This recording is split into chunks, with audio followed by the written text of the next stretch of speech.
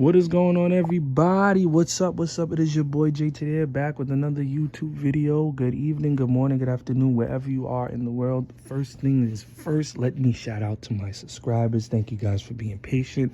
I know I said in one of my shorts that I was going to upload a video after Christmas, which would be a pack ribbing video, of course, but I found a little time today and I kind of thought about it and I said, you know what, let me just try to upload a few videos before the year is out. I just wanted to, let's say, show you guys what's going on. So with that being said, let me tell you what this video is going to be about. As you see, it's two different things here. I want to show you what's been going on behind the scenes and talk a little bit about my 1 year journey and everything, what's going on and how things are going to go on going forward. So let me jump right into that. So first thing, left to right, we're going to talk about the slabs. If you follow me on Instagram, you'll know that I haven't really posted any new slabs on my page because I haven't gotten any slabs in a while that were worthy enough, in my opinion, to post on the page. I like to post the mid to high end, in my opinion, what I have in my collection up on the page, and I didn't just want to post any junk. I actually did get my hands on quite a few slabs, but they went straight to my Mercari page for sale, like a movie going straight to DVD once it comes out, straight there. So it didn't bother wasting anybody's time. As you can see right here in the video, I got a Haunter and a PSA 9 non-hollow. I was disappointed. I thought I got a hollow, I got a steel, but it'd be nice. But I'm gonna post this up on the page, my Mercari page. This right now, when the average is going for about like 32, I'm gonna sell it for much less because I got it for much less. And I'm gonna try to get the card, the hollow card, and the Gengar and the Ghastly as well as raw. So, you know, continues the journey, but I'm gonna post in case somebody else might need it for their collection. The next thing I want to show you guys is the Pikachu Scarlet and Violet promo that I got my hands on. Now, I want to show y'all something. Look at that. It's so top heavy. It's literally falling off the card. That's crazy. The centering is not bad as far as left and right, but up and down, it's like it's slipping. It's falling. I can't get up. Any DMX fans? But yeah. Let me just focus on that. I'm keeping that sealed. So the next thing is when I don't get, oh, sorry, I forgot to mention, let me go back to slabs. With the slabs, right? So I have an order coming in hopefully by Thursday. I have some goodies in there. I got 2 goodies that I'm going to upload to my page, and I have to check with the other ones that he threw in as a bulk order to see, and the rest of them are going to be sold. So just look out on my Instagram page for those 2, so I can show you guys, and stay tuned for that. But let me get back to the cards. So when I'm not getting slabs, I'm focusing on getting raw cards, and preferably I like to get these mid-era hollows to vintage, because these are cards that I couldn't get when I was growing up, and I didn't have the money as a young man or a little boy to get, that I was seeing card shops so clean and protected. So let me just go through what I have that I got, actually, that came in the mail today, which I'm so excited. So I got this first edition Wobbuffet Japanese hollow. Got the Slack King hollow, such a pretty hollow. Got this Dark Weezing. You can see the hollow a little bit better in this Japanese variant than the English. A lot of people think this is non-hollow, but this is definitely a hollow. You just gotta really look. This is one of my favorite Team Rocket hollow cards. It's the Dark Goldback. The green, it's like a light. It's like you move the card and it looks like you're looking into the tunnel. It's so clean. It's so fire. The hollow, it's so clean. I love it. This is a PC card after I slab it up. Got this first edition Delcatty. I have this in American, but it's Light Play Plus. This one is cleaner, so you know this is getting sent out over that one for grading.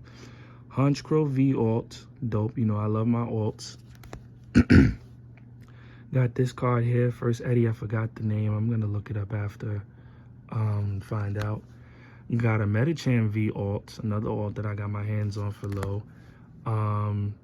Nidoran Dragon Frontiers Reverse Hollow. I also like the stamp cards. They are hard to come across because people have a crazy premium, because when I look up their prices, they're, depending on the condition that they're in, they're worth a pretty penny.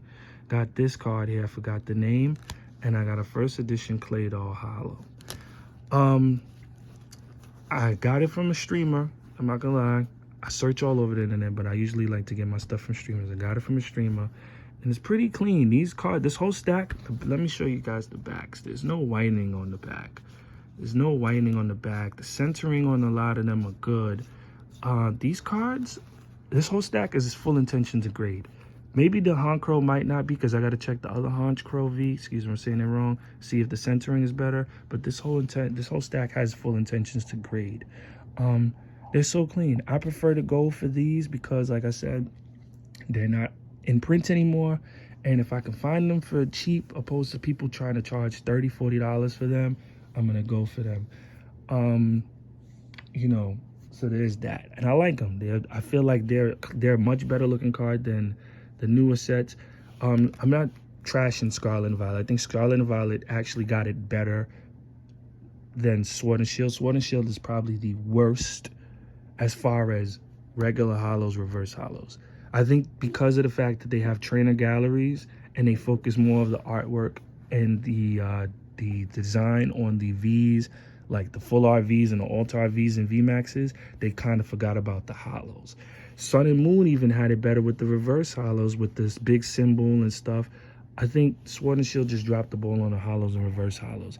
There are a few Cosmo hollows in Sword and Shield, but those are kind of hard to come across. I have a Snorlax slabbed up with the Cosmos hollows, and I think I have a raw card Empyrean with the Cosmos hollows. I have to find it, but that's the only Cosmos hollows that I have out of Sword and Shield. But other than that, all the other hollows, I feel like they cheaped out, and it's sad because they even cheaped out with it in Japan, even though Japan has a better quality card than America.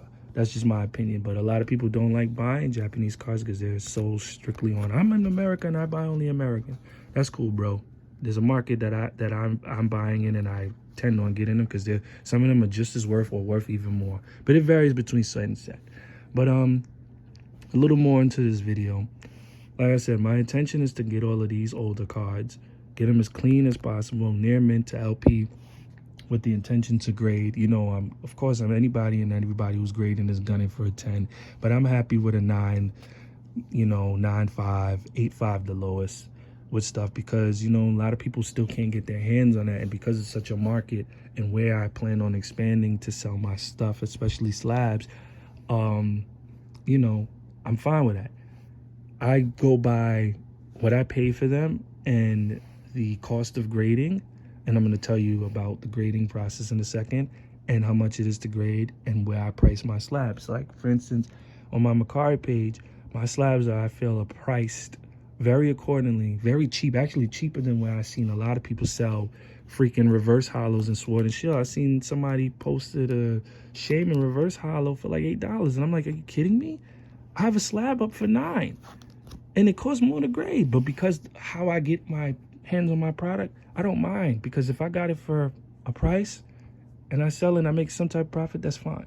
But I feel like, in my opinion, I offer the best prices around, but that's neither here nor there. But we're gonna talk about the grading.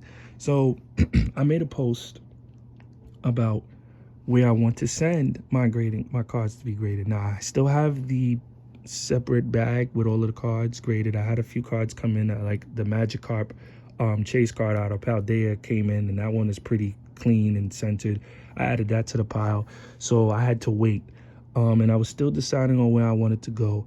You know, there's a lot of choices, a lot of smaller companies like AGS and somewhere else where people send their stuff out. But I'm more so like, if I'm planning on selling them, I'm doing CGC, PSA, BGS for now, until I hear more about AGS and et cetera, and stuff like that. But I made a poll where I want to, between BGS and CGC. I was gonna go, a lot of people voted BGS. I was gonna do the vintage and these mid-era cards to BGS, because I like how the slab is, and they offer subgrading. And for $18 to get a card subgraded, they had a bundle, 10 card minimum, that's about $180, but with the protection fee and taxes, that comes up to $220.